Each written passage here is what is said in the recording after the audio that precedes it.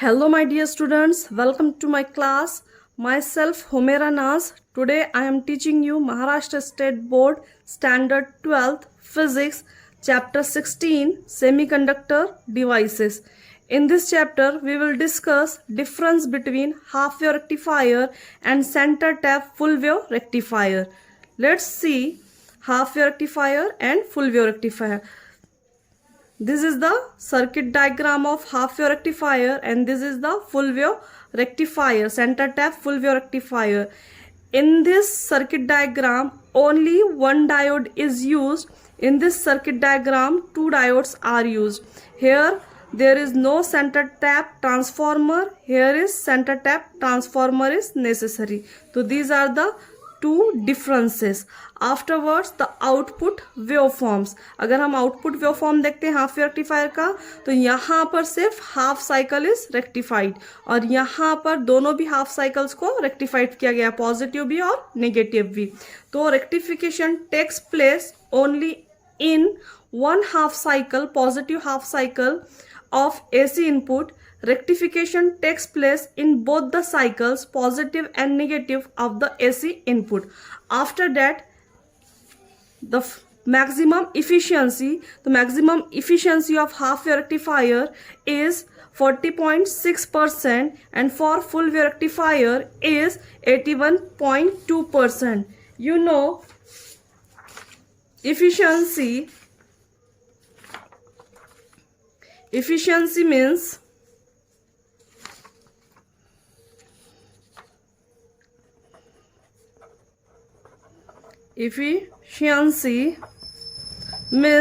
it is ratio of DC power output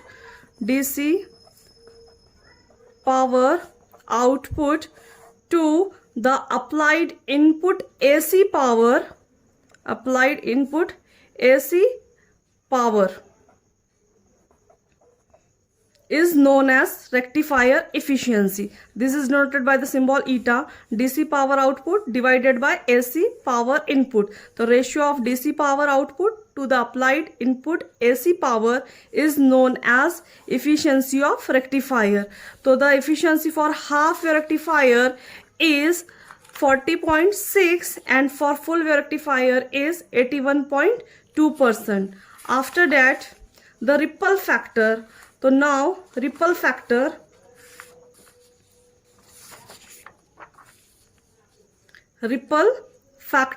half wave rectifier ripple factor is 1.21 and ripple factor of full wave rectifier is 0.48. Okay, ripple factor is 1.21 and this is for 0.48. So what is ripple factor? So first of all, what is ripple?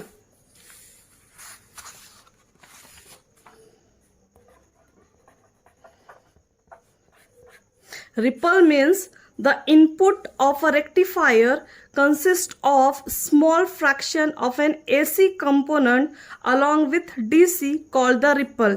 देखिए ये हमारे पास क्या आया था, output आया था इस तरीके से.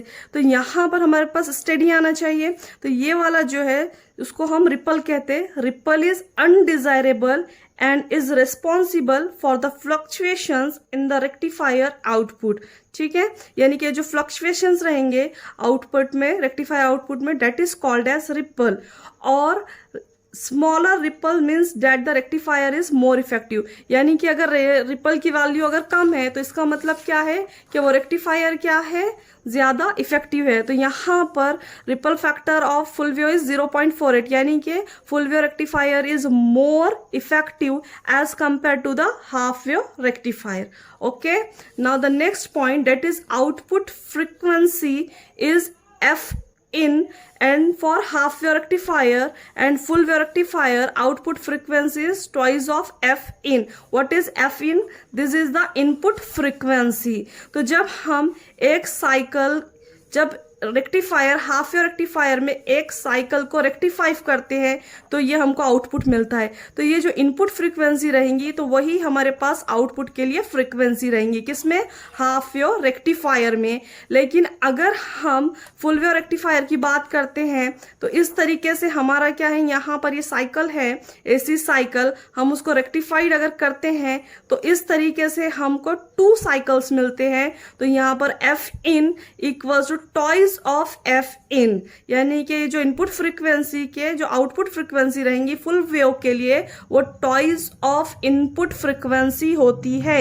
यानी कि हाफ वेव रेक्टिफायर के लिए output frequency is equal to input frequency, and for full wave rectifier the output frequency is twice of input frequency. Okay, now the next, peak inverse voltage. The peak inverse voltage of half wave rectifier is V suffix m, and full wave rectifier peak inverse voltage is 2 into V suffix m.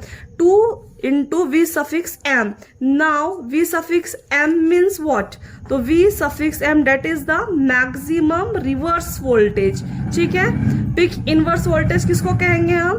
The maximum reverse voltage that a diode can withstand without destroying the junction, or the maximum reverse voltage that appears across the diode during reverse bias condition.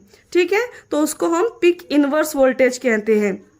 तो यहाँ पर हम देखेंगे ये हमारे पास क्या है, diode, यहाँ पर ये हाफ वेव रेक्टिफायर का सर्किट है और ये फुल वेव रेक्टिफायर का सर्किट है। तो यहाँ पर प्राइमरी कॉइल के लिए जो वोल्टेज रहेगा V1 रहेगा, फॉर सेकेंडरी कॉइल के लिए वोल्टेज V2 रहेगा। तो जब ये डायोड रिवर्स बायसिंग में जाएगा तो यहाँ पर reverse voltage reverse bias condition में V सफिक्स m रहेगा। तो peak inverse voltage is V suffix m। और जब ये डायोड यहाँ पर फुल वेव रेक्टिफायर में यहाँ पर ये एक D1 और D2 2 डायोड्स आर देयर, तो D1 एक बार रिवर्स बायस में जाएगा और D2 एक बार रिवर्स बायस में जाएगा। तो यहाँ पर जब D1 रिवर्स बायस में रहेगा तो यहाँ पर जो वोल्टेज रहेगा V सफिक्स m रहेगा। फॉर D2 के लिए पिक इनवर्स वोल्टेज कितना रहेगा, V सफिक्स m रहेगा। तो V suffix m plus V suffix m equals to twice of V suffix m। तो इसलिए peak inverse voltage for half wave rectifier is V suffix m, and for full wave rectifier centre tap peak inverse voltage is twice of V suffix m. Okay, these are the difference between half wave rectifier and full wave rectifier. These are the points of half wave rectifier and full wave rectifier. Okay, thank you very much for watching my video.